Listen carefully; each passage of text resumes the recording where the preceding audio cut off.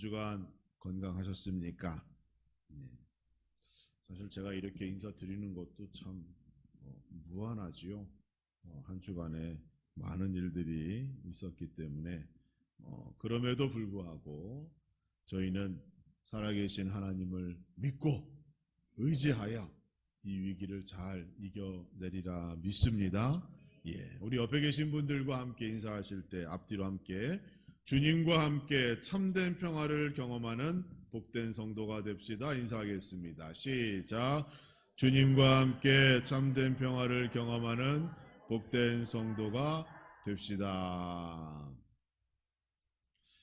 예, 병환자가 발생하지 않기를 그렇게 기도했건만 또 아프신 분이 나타나셨어요. 우리 김윤학 집사님 가정을 위해서 계속 기도해 주시고 또 박영희 권사님 가정을 위해서 계속 기도하시기 바랍니다.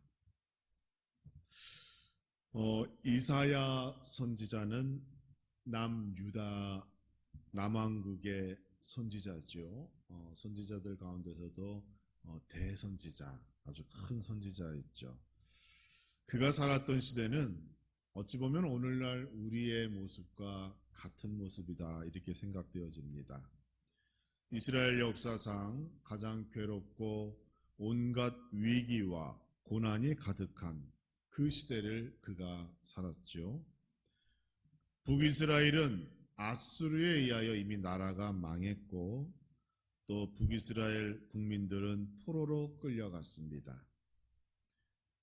이사야 선지자가 몸담고 있는 남왕국, 남유다 역시 아수르와 바벨론이라는 세계 열강의 틈바구니에 끼어서 왕이나 제사장, 국민 모두가 한결같이 하나님을 잊어버리고 우상을 따르고 사람의 힘을 의지하여 그 자기들의 위기와 고난을 벗어나고자 하는, 그러면서 계속 하나님 앞에 범죄하는 삶을 반복하였다는 겁니다.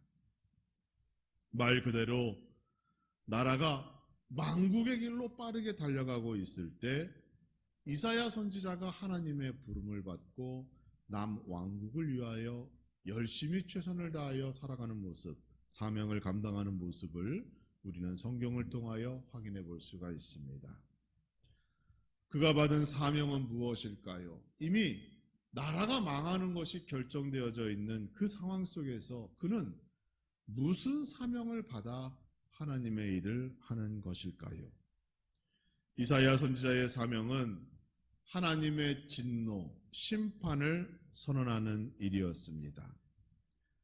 남왕국의 죄뿐만이 아니라 이웃나라 열방의 죄가 만연하여 하나님의 심판이 임박했음을 선언하고 동시에 아직도 기회가 있고 시간이 있다. 하나님께 회개하고 돌아오면 하나님께서 구원하여 주실 것이라는 소망의 메시지를 이사야 선지자가 선언했던 것입니다. 하나님의 백성들이 하나님을 향한 불순종으로 말미암아 그 심판이 예정되어 있었습니다. 그러나 아직 기회가 남아 있어요. 지금이라도 온전한 회개를 하나님 앞에 보이기만 한다면 그들이 심판을 면할 수 있고 하나님의 구원의 은혜를 경험할 수 있었어요. 그런데 인간의 삶 속에 깊이 뿌리 내린 죄의 뿌리는 쉽게 제거될 수가 없었습니다. 이사야 선지자가 그토록 슬픔과 눈물로 백성들에게 호소하였지만 그 하나님의 메시지는 사람의 이목을 끌지 못했고 때로는 이사야 선지자를 향하여 정신 이상자다, 그를 그렇게 무시하기도 했었어요. 하나님께로 돌아오지 않는 이스라엘은 그 심판을 피할 방법이 없었습니다. 하지만 하나님께서는 이스라엘을 향한 그 사랑의 끈을 놓지 않으십니다. 그래서 하나님께서는 그들이 겪는 모든 고통이 끝나고 진정한 평화가 그 땅에 임하게 될 것이라고 예언하여 주셔요. 그것이 이사야 7장 14절에 나타난 말씀인데 그 말씀을 보면 이렇지요. 그러므로 주께서 친히 징조를 너희에게 주실 것이라. 보라, 처녀가 잉태하여 아들을 낳을 것이요 그의 이름을 임마누엘이라 하리라. 이렇게 위로하신 거예요. 그리고 오늘 읽은 이사야 9장 6절에서는 방금 읽었던 7장 14절의 말씀을 더 자세하게 보충하고 있어요. 이는 한 아기가 우리에게 낳고 한 아들을 우리에게 주신 바 되었는데 그의 어깨에는 정사를 메었고 그의 이름은 기묘자라 모사라 전능하신 하나님이라 영존하신 아버지라 평강의 왕이라 할 것임이라 라고 말씀하셨어요. 예수 그리스도가 누구인지를 이사야 선지자를 통하여 하나님께서 말씀하셨고 이스라엘 백성에게 소망을 주신 거예요. 그게 진정한 이 대림절기에 우리가 받아야 할 소망의 메시지인 줄 믿습니다. 사랑하는 성도 여러분, 하나님께서는 축복과 심판 두 가지를 모두 가지고 계시죠. 아버지 되시는 하나님께서는 때로는 그 자녀를, 교회와 성도를 심판 또는 회초리와 같은 것으로 훈육하실 때가 있다는 거예요. 지금의 우리의 상황이 그러한 시기가 아닌가 생각되어집니다. 그러나 그 훈육 뒤에는 하나님의 회복과 위로의 은혜가 뒤돌아오는 줄 믿으시기 바랍니다. 하나님께서 지금도 그 사랑의 끈을 우리에게 보여주고 계신 거예요. 방금 읽은 이사야 7장 14절과 또 본문의 말씀 9장 6절의 말씀을 통하여 하나님의 구원을 확신하시고 지금 이 대한민국과 국민과 우리 모두가 겪는 이 고난의 시간을 소망 가운데 하나님을 바라보며 예수 그리스도를 의지하며 극복하시는 우리 모두가 되기를 주님의 이름으로 축원합니다. 이사야는 만국의 그 고통의 시간 앞에서 메시아를 예언하였습니다. 하나님께서는 절대로 그 자녀를 포기하지 아니하신다는 그 증거를 남겨주셨습니다. 그러므로 오늘 우리도 이 말씀을 우리가 마음속에 새기고 이 고난을 잘 이겨내리라 믿습니다. 대림절 두 번째 주간을 맞이하여 우리는 이처럼 예수 그리스도를 깊이 묵상하는 시간을 가져야 합니다. 주님을 생각하면 생각할수록 하나님의 은혜와 사랑에 대하여 또 한 번 생각하게 되고 오늘 본문 6절 말씀 가운데 나타나 있는 그 말씀을 통하여 큰 위로를 받는 여러분 되시기를 주님의 이름으로 축원합니다. 6절의 말씀이 무엇인가요? 이는 한 아기가 우리에게 낳고 한 아들을 우리에게 주신 바 되었는데 라고 되어져 있어요. 여러분 성탄의 기쁨이 왜 있는 줄 아셔요? 성탄절이 왜 기쁠까요? 하나님께서 우리에게 자신의 아들을 주셨기 때문입니다. 그렇죠? 요한복음 3장 16절에서 하나님의 세상을 이처럼 사랑하사 독생자를 주셨으니 라고 기록하고 있어요. 말씀을 잘 보세요. 여러분, 예수 그리스도의 탄생을 하나의 출생의 사건으로 이야기하고 있지 않습니다. 하나님께서 우리에게 자신의 아들을 주셨다는 거예요. 이게 중요해요, 여러분. 하나님께서 자기의 아들, 독생자를 우리에게 주셨다는 거예요. 여기에는 분명한 하나님의 목적과 의도가 담겨져 있습니다. 사랑하는 성도 여러분, 성탄은 그저 예수님께서 이 땅에서 출생하시고 태어나셨다, 그게 아닙니다. 하나님께서 우리에게 자신의 아들을 주신 날이 성탄인 것이고, 그 기쁨을 이 대림절기를 통하여 우리가 묵상하는 것이에요. 하나님께서 나를 사랑하셔서 자신의 아들을 나에게 주신 날, 그것이 바로 성탄절입니다. 그러면 우리는 그 이유를 알아야겠죠. 왜 그렇게 어려운 일을 우리 하나님께서 왜 결정하시고 하셨을까? 그 이유와 목적을 알아야 합니다. 성탄의 진정한 이유가 무엇일까요? 가장 먼저는 우리에게 진실한 회심, 회개의 시간을 주시기 위함입니다. 하나님께서 우리에게 독생자를 주셨습니다. 모든 인간이 독생자 예수 그리스도를 구주로 믿게 하기 위함입니다. 예수를 믿으면 우리에게는 놀라운 변화의 사건들이 일어납니다. 가장 먼저는 우리의 신분이 달라지지요. 우리의 신분이 과거에는 죄인의 신분이었으나 이제는 의인으로 하나님의 자녀로 달라지는 거예요. 우리의 신분이 달라졌기 때문에 세상 안에서 살아가는 우리의 생활 방식, 생각하는 것, 사고하는 것, 행동하는 것, 하나님의 자녀다운 삶이 무엇인가, 예수 그리스도를 닮아가는 것이 무엇인가, 말씀대로 사는 것은 무엇인가, 우리의 삶이 달라지는 거예요.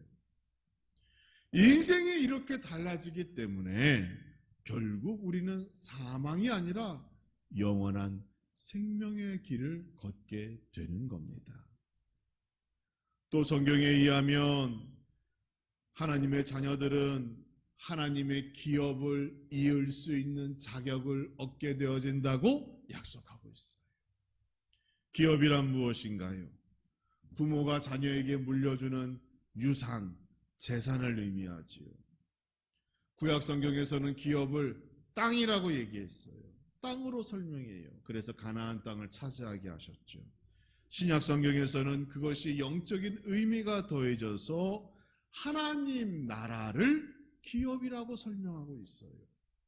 그리고 하나님께서 주시는 모든 축복 또한 우리가 이을 하나님의 기업이다라고 성경은 설명하고 있어요.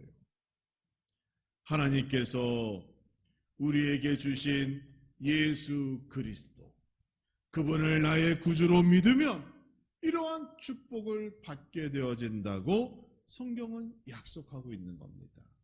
그런데 여기에 한 가지 전제 조건이 있습니다. 뭔가요? 나의 죄를 반드시 먼저 회개해야 하는 시간이 필요한 것이에요.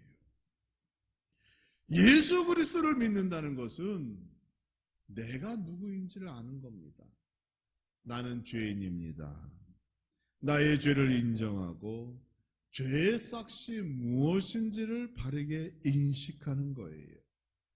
이것이 먼저 선행되어야 이 죄의 문제를 해결하기 위하여 예수 그리스도 그 보혈의 피를 믿고 따르게 되는 거예요. 이를 가리켜 회심, 마음을 돌이킨다. 하나님 앞에 회개한다. 하나님께 다시 돌아간다라고 하는 그 역사적인 사건이 우리에게 전제되어야 그 기업과 하나님의 약속된 축복을 받을 수가 있는 겁니다. 이사야 선지자는 이스라엘 백성들이 진심 어린 회심을 기대했습니다. 하나님께서 정하신 심판을 선언하면 그들이 두려워 하나님께로 돌아올 것이라고 생각했어요. 마치 요나 선지자가 예전에 니느웨 땅에서 하나님의 심판을 선언했을 때 그 땅의 왕으로부터 짐승에 이르기까지 모든 사람들이 죄를 뒤집어 쓰고 회개할 때 구원의 능력이 그 땅에 있었던 것 같이 이사야 선지자 그러한 것을 바랬던 거예요. 하지만 이스라엘 백성들 끝까지 그 회심의 시간을 허비하고 말았습니다.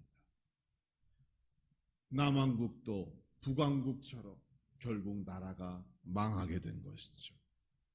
회개와 회심이 이렇게 중요합니다.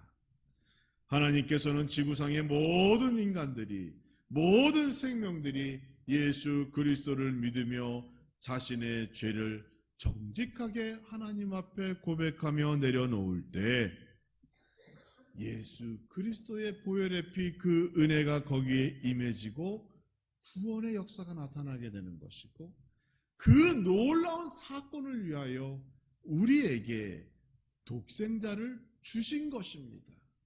여러분, 이 사실을 믿으시고 날마다 이 대림절기 성탄절을 바라보며 하나님 앞에 그동안 지었던 우리의 잘못과 실수와 허물과 우리의 죄를 고백하시는 성결한 마음으로, 몸으로 우리 주님을 예비하는 성도와 교회가 되기를 주님의 이름으로 축원합니다.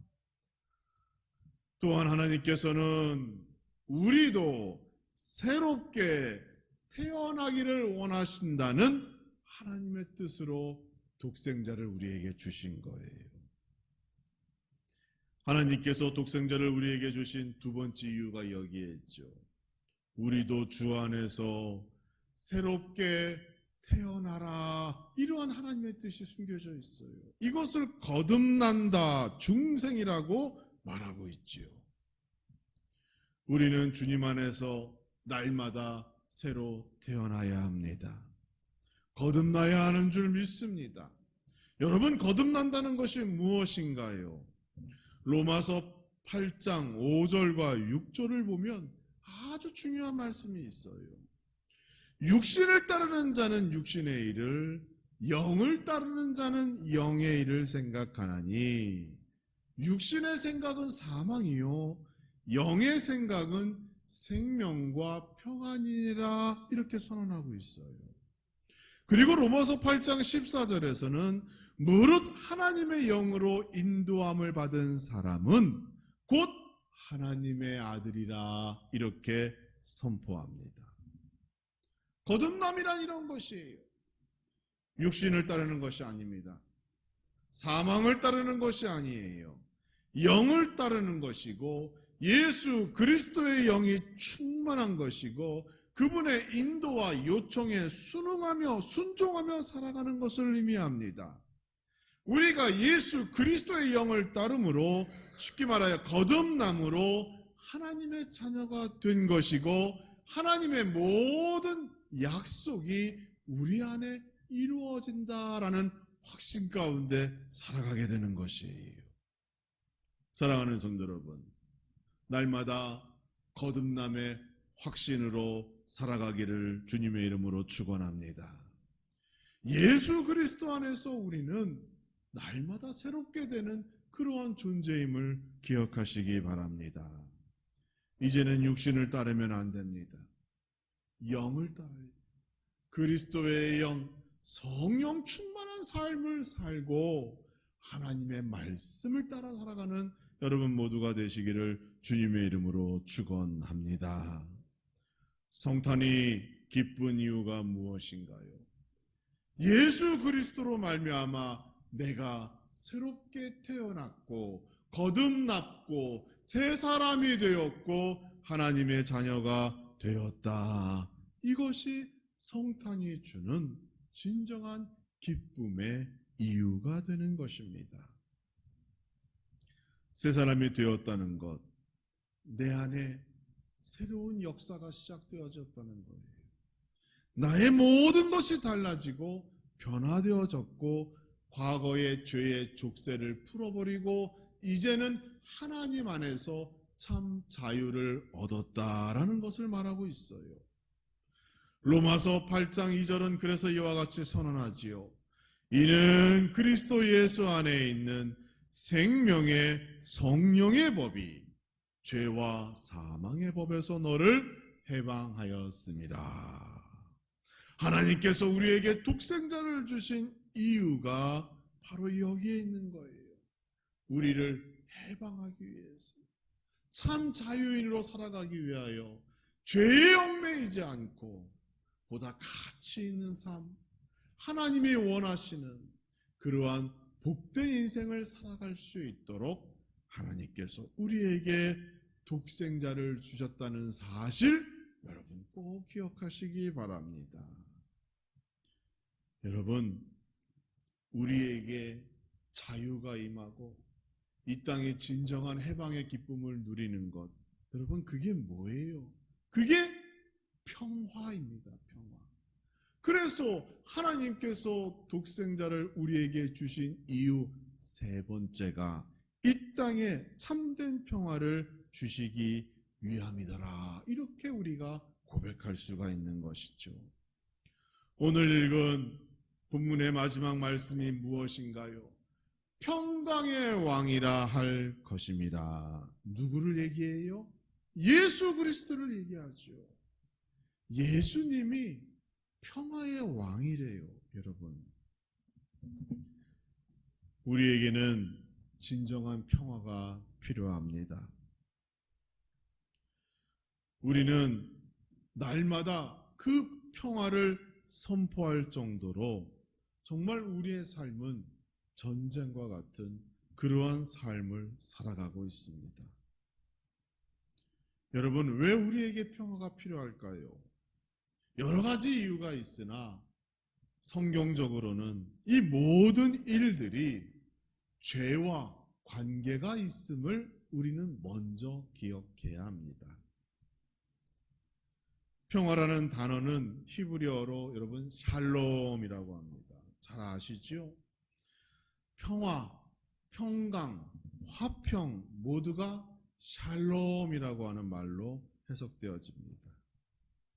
이 샬롬이라는 말을 사용할 때에는 전쟁의 반대 개념으로 항상 사용되어졌어요. 그러니까 내 인생에 여러 가지 문제가 있는데 그 문제 한두 가지가 해결되어져 내가 평화롭게 되었다라고 하는 것이 아니라 전쟁, 죽음의 문제, 나의 모든 것을 다 잃어버릴 만한 그런 위기와 고난 속에서 그 문제가 해결되어져야 그때야 비로소 평화, 샬롬이다라고 성경은 설명해주고 있다는 겁니다. 그러므로 이 평화는 우리가 진정한 자유를 얻을 때만 우리에게 임하는 하나님의 축복이 되는 거예요. 가난에서 벗어났거나 질병에서 건강하게 되었다고 하여 평화, 샬롬이라는 말을 사용하는 것이 아니에요. 정신적, 육체적, 물질적 모든 구속과 속박, 갈등과 대립의 문제가 해결되어 참된 자유를 얻게 되었을 때 그 상태를 가리켜 평화, 샬롬 이렇게 얘기하는 겁니다. 또 평화는 여러분 자유의 개념을 훨씬 뛰어넘는 거예요. 우리가 누릴 수 있는 모든 기쁨과 그리고 소망의 상태를 가리켜 평화라고 얘기하는 겁니다. 원수와 화해하고 육신의 건강이 회복되어지고 마음이 평화롭고 근심과 걱정이 없고 우리의 마음이 정말로 천국과 같은 상태가 되어질 때 이를 종합하여 평화다 이렇게 말할 수 있는 거예요. 그런데 이렇게 좋은 평화를 왜 우리가 얻지 못하고 있습니까? 바로 인간의 죄 때문에 그렇죠. 우리 인간의 죄 때문에 이러한 평화를 우리가 잃어버리게 되었다는 겁니다. 시간을 거꾸로 올라가 에덴 동산의 때를 상상해 보시기 바랍니다. 그 에덴 동산에 어떤 인생의 문제가 있었을까요? 하나님과의 관계, 사람과의 관계, 자연과의 관계, 그 어디에도 문제가 있을 수 없었어요. 완전하신 하나님께서 에덴 동산을 그렇게 창조하신 겁니다. 그런데 인간에게 불순종의 마음이 찾아왔습니다. 하나님의 형상대로 창조된 인간에게는 이성과 자유의지가 있어요. 그 자유의지로 인하여 불순종을 택한 인간은 그때부터 모든 관계가 망가지게 됩니다. 인생의 고난이 시작되어지죠. 인간이 에덴 동산에서 쫓겨났습니다. 남자는 평생을 일해야 살아갈 수 있는 그러한 죄가 결과를 얻게 되었고, 여자에게는 출산의 고통이 그때부터 시작되었습니다. 불순종이라는 죄 때문에 그러한 짐을 우리가 짊어지고 살아가는 것이, 인간은 이 문제를 해결하고자 수많은 도전과 시도를 멈추지 않았습니다. 인간의 역사를 보세요. 더 좋은 사회와 더 좋은 나라를 만들기 위하여 일하지 않아도 더 많은 것을 얻고 누릴 수 있는 그러한 이상적인 이념과 제도를 끊임없이 만들어냈잖아요. 그런데 여러분, 여기에는 한 가지 단점이 있어요. 내가 더 많이 가지고 내가 더 많이 누리려면 남의 것을 가지고 와야 돼야 한다는, 남의 것을 빼앗아 와야 한다는 그러한 문제가 있는 거예요. 그래서 인간의 역사는 전쟁이 끊이지 않는 역사입니다. 왜? 나의 행복을 위하여 남의 것을 더 많이 가져와야 하기 때문에 그런 것이죠. 저는 개인적으로 우리 그리스도인들은 부동산 투자, 또 뭐 주식이라든지 또 무슨 코인과 같은 그런 투자를 하지 말았으면 좋겠습니다. 우리 성도들은 내가 이익을 보려면 반대편에 누군가는 손해를 봐야 되잖아요. 그렇죠, 여러분? 내가 이익을 보려면 반대편에 누군가는 손해보고 슬퍼해야 하는 구조가 거기에 담겨져 있잖아요. 갈등과 혼란이 일어날 수밖에 없는 구조입니다. 어떤 분들은 부동산이나 주식도 노동의 한 개념이라고 생각하시는데, 여러분, 성경적인 노동은 정직하게 내가 땀 흘려 얻는 것, 그것을 성경에서는 노동이라고 얘기하지, 남의 것을 가져올 때에 그것이 합법적이라고 해도, 남의 것을 빼앗아 오는 것이 정당하다고 해도 그것을 올바른 노동이라고 성경은 말하고 있지 않습니다. 이러한 전쟁 같은 인간의 삶 속에서 하나님께서는 우리에게 예수님을 평화의 왕으로 주신 것입니다. 인간이 그렇게 주장하는 평등의 문제, 공정의 문제, 정의의 문제, 모든 문제들을 결국 예수님, 평화의 왕으로 이 땅에 우리에게 주신 예수님의 이름으로 해결할 수 있음을 저는 믿습니다. 여러분도 그렇게 믿으셔야 해요. 그 예수 그리스도께서 평화의 왕으로 우리에게 오셨고, 주님을 믿는 개인과 사회, 국가 모두가 하나님의 공의와 질서대로 운영되어짐을 믿으시는 여러분과 여러분 가정 되기를 주님의 이름으로 축원합니다. 사랑하는 성도 여러분, 말씀대로 살아가기를 원하시지요? 그렇다면 말씀이 육신 되신 예수 그리스도를 믿으시기 바랍니다. 주님을 우리의 평화의 왕으로 믿는 것이 곧 말씀대로 살아가는 모습인 것이고, 하나님의 모든 구원의 역사는 이것으로부터 시작됨을 명심하시기 바랍니다.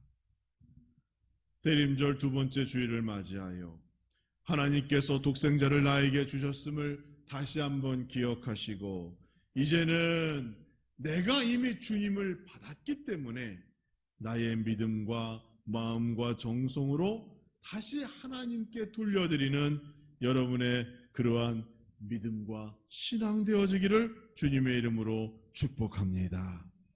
인생의 모든 갈등과 문제를 종식시키며 평화의 왕으로 이 땅에 오신 예수 그리스도만 바라보시고 이 한 주간을 진정한 평화의 한 주간으로 살아가시는 교회와 성도 모두가 되기를 주님의 이름으로 축복합니다.